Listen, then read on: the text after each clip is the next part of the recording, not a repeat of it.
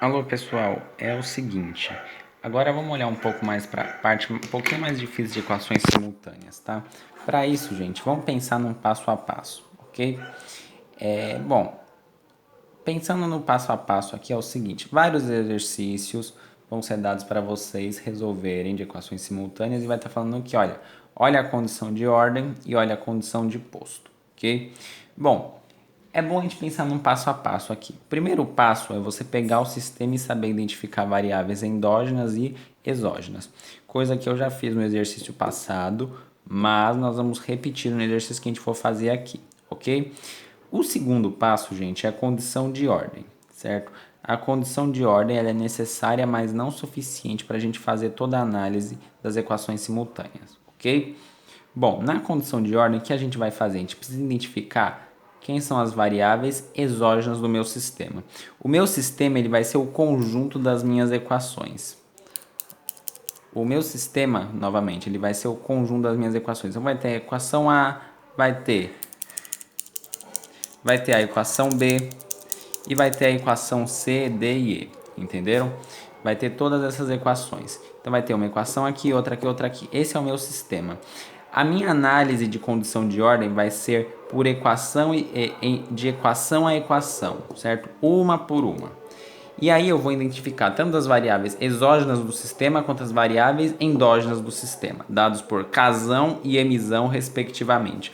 Depois o que eu vou fazer? A gente vai identificar na equação em análise, eu vou fazer equação por equação, então eu vou identificar as variáveis exógenas na equação em análise. Depois eu vou, eu vou identificar as variáveis endógenas da equação em análise, ok? E aí, para cada equação, eu vou fazer a seguinte conta. Vou pegar casão, que são as variáveis exógenas do sistema, menos casinho, que é as variáveis exógenas da equação em análise. E vou pegar mzinho, que é a variável endógena da equação em análise, e fazer menos 1. O mzão, gente, se não quiser calcular, não precisa, tá? Mas o importante é casão, casinho e mzinho. Eu sempre vou fazer o quê? Casão menos casinho e m1 menos 1. Bom, aí eu vou comparar. Se essa conta, uma for igual a outra, se der 2 igual a 2, a equação em análise é igualmente identificada. Casão menos casinho for maior do que m1 menos 1, é uma equação sobreidentificada. Casão menos casinho é menor do que m1 menos 1, então é subidentificada, certo? Então eu vou partir para a condição de posto. Mas, gente, eu só vou fazer aí com a condição de imposto se eu identificar que ela é igualmente identificada ou sobreidentificada. Subidentificada, se já não atende à condição de ordem, não vai atender à condição de posto, ok?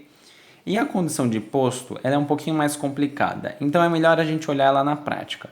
Mas antes disso, aí é bom a gente se lembrar de como a gente faz o cálculo de determinante, tá? O cálculo de determinante, ele é mais fácil para em matrizes quadradas, que tem o mesmo número de linhas e o mesmo número de colunas. Quando eu calculo o determinante de uma matriz 2 por 2, de duas linhas e duas colunas, certo? Eu simplesmente multiplico diagonal primária, 3 vezes 2, 6, diagonal secundária, 1 vezes 1 menos 1. E nessa matriz de 3 linhas e 3 colunas? Aí eu faço a regra de Laplace, que é o quê? Eu repito ao lado as duas primeiras colunas, certo? E aí eu faço o quê? Eu acabo fazendo a multiplicação, certo? Eu multiplico diagonais primárias com diagonais secundárias, ok? E vejo quanto vai dar o determinante, tá bom? Essa é a primeira parte da parte de equações simultâneas, tá bom, gente? Obrigado.